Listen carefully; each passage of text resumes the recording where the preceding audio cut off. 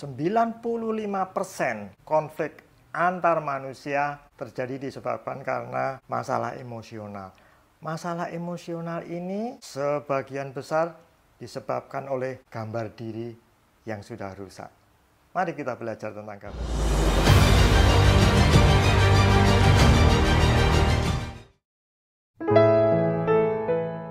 Hukum yang terutama mengajar kita untuk mengasihi Tuhan, mengasihi sesama kita, seperti kita mengasihi diri sendiri.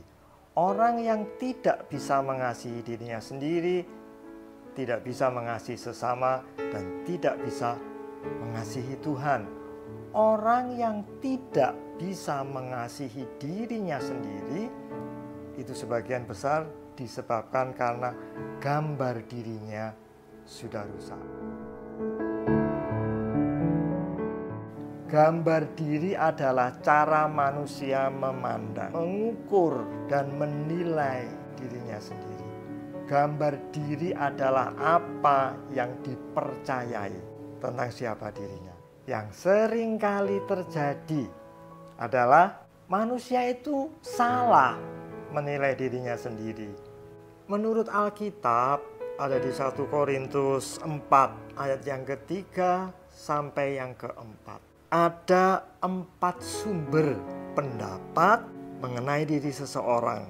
Yang pertama adalah pendapat orang lain. Ini pendapat dari orang-orang yang ada di sekitar kita. Saudara kita, mungkin ayah ibu kita, teman-teman kita. Mereka memberi pendapat mengenai siapa diri kita. Sumber yang kedua adalah penilaian dunia. Penilaian dunia adalah pendapat umum tentang keadaan seseorang, yaitu misalnya kriteria atau ukuran keberhargaan seseorang, ukuran kebahagiaan, ukuran sukses, dan masih banyak lagi. Sumber yang ketiga adalah sumber dari diri kita sendiri. Ini adalah penilaian kita tentang siapa diri kita sendiri. Seringkali orang terlalu rendah menilai dirinya sendiri atau kadang malah terlalu tinggi. Kenapa ini terjadi? Karena pikiran manusia sudah tercemar oleh dosa. Sehingga apa akibatnya? Timbul rasa kesombongan atau bahkan sebaliknya timbul rasa minder yang sangat berlebihan. Yang keempat, sumber penilaian tentang diri adalah dari Tuhan. Ini penilaian yang paling benar dan paling sempurna. Sebab apa? Sebab Dialah yang menciptakan kita. Dia yang mengerti dengan tepat dan sempurna siapa diri kita sesungguhnya. Dunia biasanya membangun keberhargaan seseorang dari hal-hal yang tampak di depan mata. Misalnya apa yang dia punya, jabatannya, pangkatnya, status sosialnya, kemudian seberapa tinggi pendidikan yang dia tempuh. Penilaian ini rapuh dan penilaian ini berubah-ubah. Ini cara pandang yang tidak benar. Akibatnya banyak orang yang merasa dirinya tidak aman. Banyak orang yang merasa dirinya tertolak. Banyak orang yang merasa gagal. Jadi inilah cara pandang yang salah. Harga diri saya adalah penampilan saya dan apa kata orang lain. 1 Samuel 16 ayat 7 menuliskan bahwa manusia melihat apa yang di depan mata. Tetapi Tuhan melihat di kedalaman hati. Manusia mengagumi perawakan, paras yang elok, pendidikan, kekayaan, status sosial, dan sebagainya. Tetapi Tuhan melihat apa yang ada di dalam hati. Iman percaya, kerendahan hati, kesetiaan, ketaatan, dan masih banyak lagi karakter-karakter rohani yang Tuhan lihat tetapi manusia tidak bisa melihat. Untuk mengalami pemulihan gambar diri, penilaian, ukuran-ukuran yang salah harus digantikan dengan penilaian yang benar sesuai dengan nilai-nilai, ukuran-ukuran yang Tuhan punya.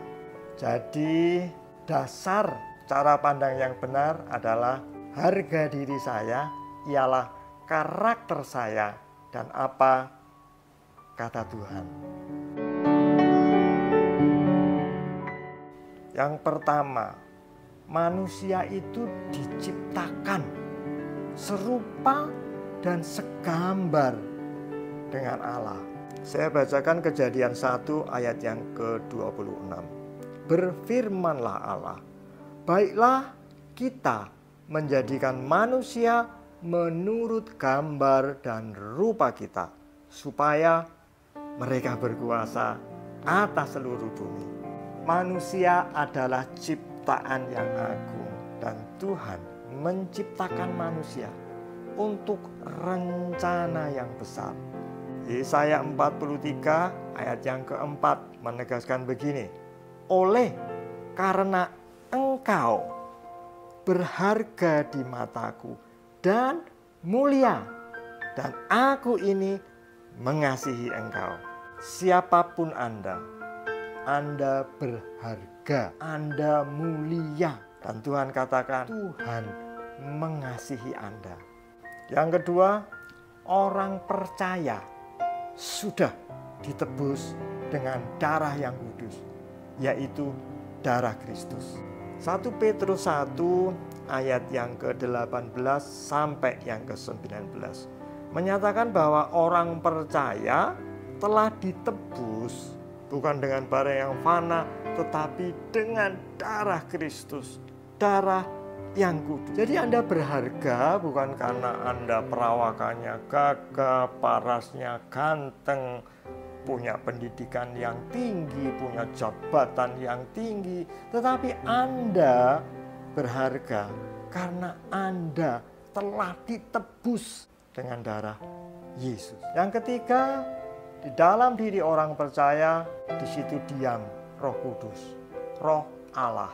1 Korintus 3 ayat 16 menyatakan bahwa Roh Allah, Roh Tuhan berdiam di dalam diri saudara. Di zaman perjanjian lama orang biasa tidak bisa bertemu dengan Tuhan. Orang biasa yang ketemu Tuhan, melihat Tuhan langsung mati saat itu juga. Hanya nabi-nabi yang boleh bertemu Tuhan dan selamat. Tapi di zaman kasih karunia ini, siapa yang percaya bahwa Yesus itu Tuhan, siapa orang yang sudah ditebus oleh darah Kristus, bukan saja hidup ketika dia bertemu Tuhan, tetapi bahkan lebih lagi dikatakan Roh Allah berdiam di dalam diri setiap orang percaya. Haleluya. Mari katakan bersama saya adalah ciptaan yang agung. Saya diciptakan segambar dan serupa dengan Allah. Saya diciptakan untuk rencana yang besar. Saya berharga dan mulia. Dan Tuhan mengasihi saya. Tuhan Yesus memberkati saudara.